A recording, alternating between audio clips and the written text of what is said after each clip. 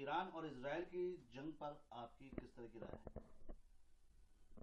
دیکھیے، ایران اور اسرائیل اور امریکہ کی جنگ جو ہے، یہ جنگ اس کو نہیں کہا جا سکتا.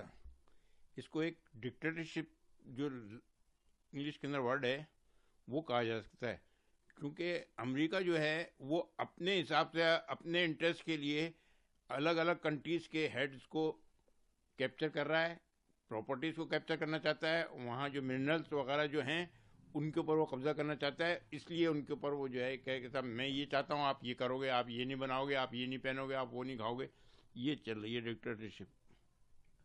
ایران سرووچ نیتا آیت اللہ خامنئی اور کئی بڑے منتری کو امریکہ مارنے کا دعویٰ کر رہی ہے، اس پر کیا کہنا چاہیے؟ دیکھیے، یہ جو حادثہ ہوا ہے خامنئی صاحب رحمۃ اللہ علیہ کے اوپر جو اٹیک ہوا دوران میٹنگ، وہ اس کی جتنی کڑے شبدوں میں نندا کی جائے وہ کم ہے.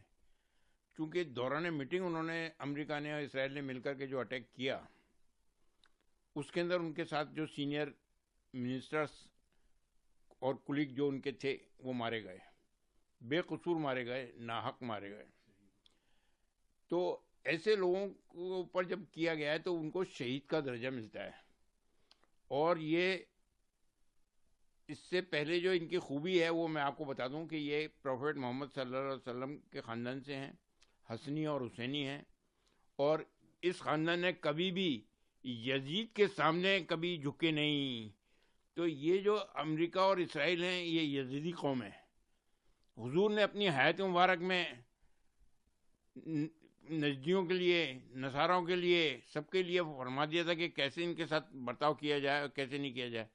تو انہوں نے یہ بے قصور مارا اور ناحق مارا.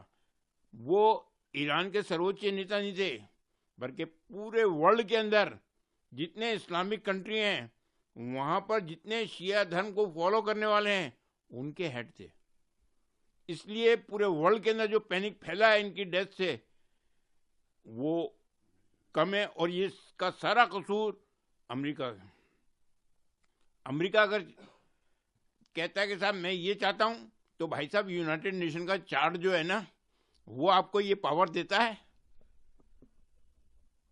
جو آپ یہ اس طرح سے ڈکٹیٹرشپ کر رہے ہو کہ صاحب آپ ایٹمک یہ نہیں بناؤ گے، میزائل نہیں بناؤ گے، ایٹمک بم نہیں بناؤ گے، یہ کیا ہے؟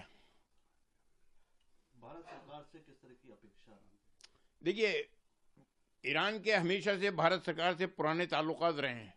پرانی سبھیتائیں جتنی ہیں وہ سب آپ اس کی ہسٹری اٹھا کے پڑھ لو، وہ کیا کہتی ہے اور کیسے تعلقات رہے ہیں.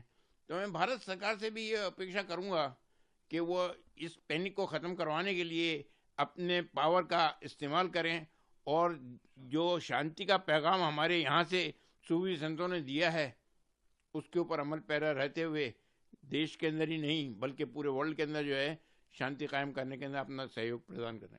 آپ اجمیر درگاہ کے اسپرچل ہیڈ ہیں، درگاہ پرمکھ ہیں، آپ کس طرح کی اپیل کرتے ہیں؟ میں بھی اسی ٹائپ کی اپیل کرتا ہوں کہ جو محبت و اخوت کا پیغام میرے پردادا حضرت خواجہ معین الدین حسن چشتی رحمۃ اللہ نے دنیا انسانیت کو دیا، اور جب تک دنیا انسانیت اس امن و آشتی کے پیغام پر عمل پیرا رہی اس نے اپنے آپ کو ہر طرف ترقی کے دور میں مبتلا پایا ہے. لیکن جب سے دنیا انسانیت نے ان تعلیمات کو فراموش کر دیا ہے، ہر طرف دنیا انسانیت اپنے آپ کو اخلاقی تنزل کے دور میں مبتلا پا رہی ہے.